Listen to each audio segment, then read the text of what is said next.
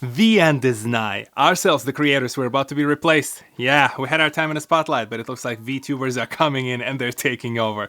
No, they're not a new trend. VTubing has been out there for a while, but over the past couple of years and going forward for the next few years, I think the creativity that the VTubers will deliver to the space will completely change the way we perceive the creator space.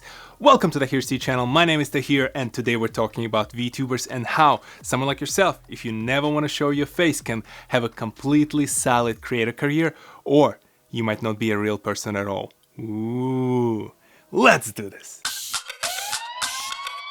VTubers are not new to the scene at all. Creator like Kazuna AI, if that's how you pronounce her name, has been around for the past like 5-6 years and been pumping out very consistent content. Kiryu Koko or Vishojo were the other big creators that would come up whenever you search about VTubers, but I'll be frank, I'm not that fascinated. I mean, this is not a criticism of their content, their creativity, or big talent, but it just, the style of the content that they produce is essentially the 2D or partial 3D model presenting the normal video content that you will find when the talking ham like myself is out there presenting or streaming. Essentially, it's like watching an animated cartoon just on YouTube.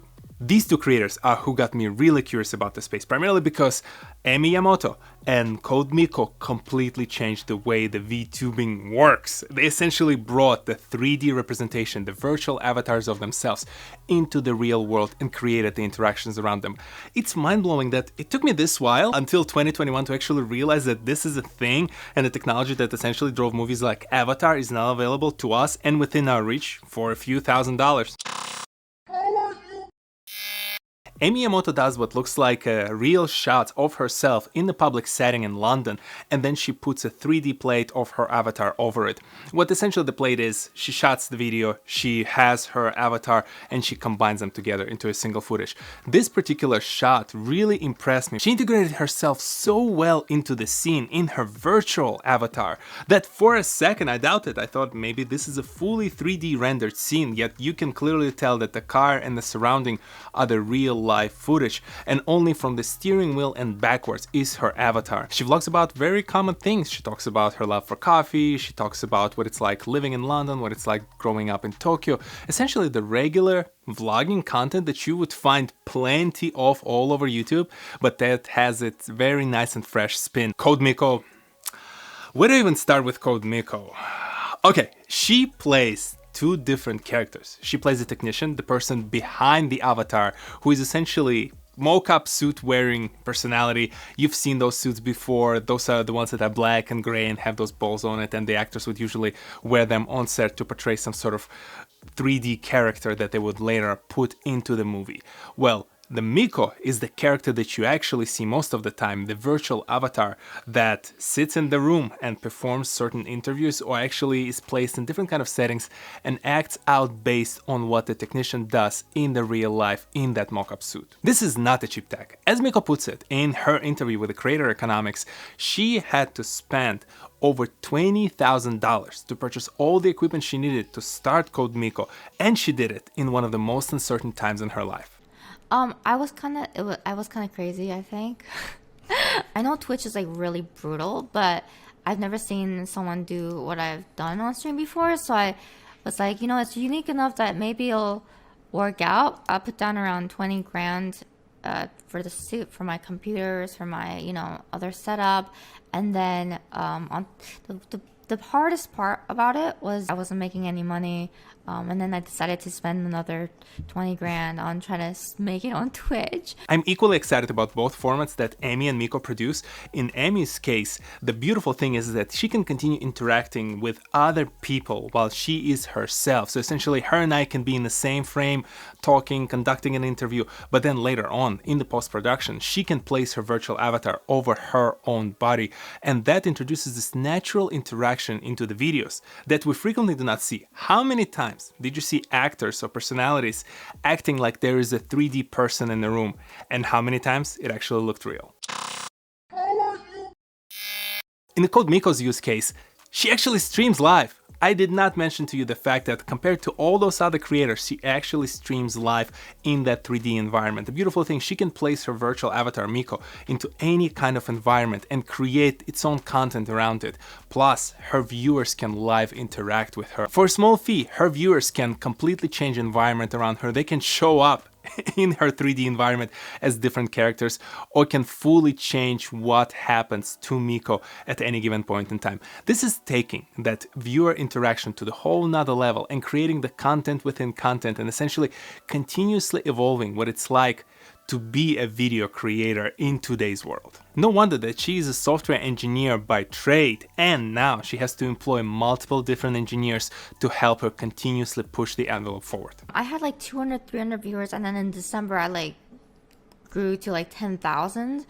And then, you know, when you grow that fast, all these other things start happening. That's when you start like getting a manager and an agent, and then you start delegating your tasks. All of a sudden I had no more time left. And that's when I was like, okay, I need to build like a team of engineer, an animator, character modeler, a rigger, animator, and yeah, so that's currently my team. Now, to acknowledge the skeptics out there and inside this guy, you do have two big elephants in the room you kind of have to consider when it comes to VTubing. Number one, let's say your virtual avatar might look very different from who you are in real life. I mean, there's nothing bad about it, and there are plenty of people, up to 4-year-old dudes, who are playing as female characters, but it takes it to a whole nother degree when you are interacting and you have this almost like virtual relationship with this virtual avatar, and there's someone completely different on the other side. The second item is the difference between the content produced for the VTubers by the larger conglomerates and companies like Active8, HoloLive, Niji. Yeah, I'll put their logo over here when I find it. But essentially compares to them, creators like CodeMiko has a lot more liberties. Think about the larger conglomerates, when they produce this media, this is essentially becoming a heavily scripted anime content or heavily scripted VTuber content produced for mass audience, where someone like a live streamer, like CodeMiko, when she does it, she has to live with both the benefits and the downsides of live streaming. And quite frankly, after watching some of the videos by her versus some of the other creators, she does have a lot more liberty in expressing herself and being as obnoxious or as non-politically correct as she can. Beyond these two items, I love the fact that the creators who in the past were very reluctant to create their own content because they're not comfortable being in front of the camera. I was not comfortable being in front of the camera at the very beginning, and you can tell it from some of my first videos. But those creators now don't necessarily even have to close that gap. They can be as creative as they can, and some more, because now they have those 3D avatars. This also removes any kind of boundaries when it comes to reality that the content is created, because essentially, I cannot do many things within the content creation space where someone like CodeMiko bring on the live stream out of the inactive volcano and everything that comes with it. You can create whatever comes to your mind in VTuber space. If you want to switch the tracks and touch slightly on the creator economic impact, the benefit of brand interaction and the integration within those environments that someone like Miko creates is very fascinating, because you can place the products within the actual environment, you can interact with them, you create interactions for the brands, with the viewers, take it essentially beyond just a regular ad read. For creator themselves, if I want to come up with, say, a t-shirt as a creator, I can test it and see the reaction from my audience on my 3D avatar way before I actually have to even hit the manufacturing process and create it. Market research opportunities that some of those consulting companies out there are thirsty for. Finally, that viewer interaction and the fact that you can actually have it in the VTuber space adds the layer of content that keeps it fresh and keeps people coming back and adding more revenue into the pockets of both the creators and the platforms. After all, when it's all said and done, we don't even have to touch on the fact that there are TV shows, there are Netflix shows, there are streaming services, franchises available to all of those creators, other products, other type of content, other type of media content that they can produce, like video games, like photos. All sorts of opportunities in digital space open up when your virtual avatar becomes part of the bigger brand. You're actively dangerous. Dangerous? You think the public can't be trusted? Did you know that VTubing is a thing? Do you think you'll subscribe to someone like Ami Yamoto or CodeMiko?